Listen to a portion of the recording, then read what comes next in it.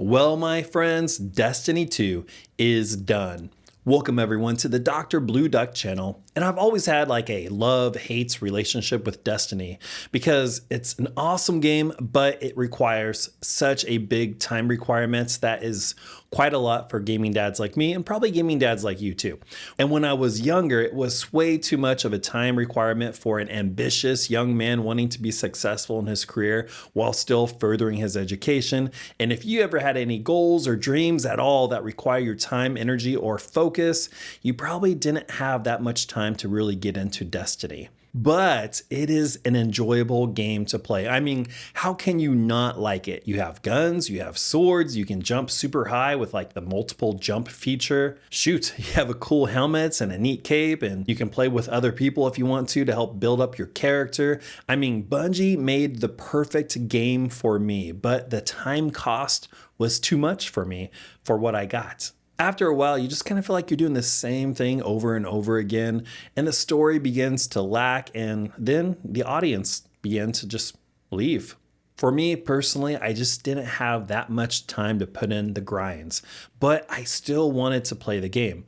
One of my friends, a fellow gaming dad, he called Destiny 2 a single man's game, and I kind of see the point to that. Now, I know some people are going to totally disagree with me here, but I almost wish that Destiny were a more structured, story-driven shooter instead of a share world RPG style live service shooter, and that would have been just like better for my hectic life schedule. Now, Destiny 2 is not being shut down. It is just ending its major era. You know, Bungie has officially announced the end of major expansion developments for the game's current long-running model. Its final update is scheduled for June 9th, 2026, and after that, Bungie is moving away from its regular large-scale Destiny 2 content updates. And the weekly blog updates are also going to go into a kind of hibernation.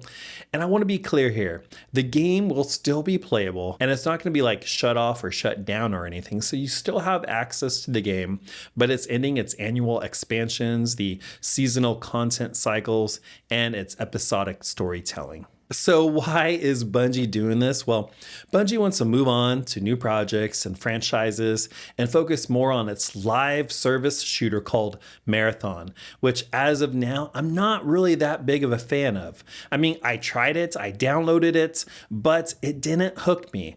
And you can say it all you want, and I know you're gonna bash on me in the comments, but I'll just go ahead and stick to Fortnite and Marvel Rivals. Those games just bring me so much more joy. They're so much more comfortable, and to me, as a gamer, they're more user-friendly. So if you wanted to get into Destiny 2, this might not be a good time to start if you want a living game. You might want to try a game like Warframe. It's similar to Destiny 2, but it's still very heavy on the grinding, but it is a little bit faster paced in terms of actual gameplay and movements.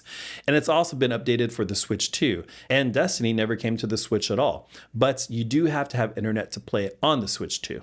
Whereas Destiny is more of a sci-fi, military, space fantasy, Warframe is a little more weird, surreal, sci-fi, mythological game.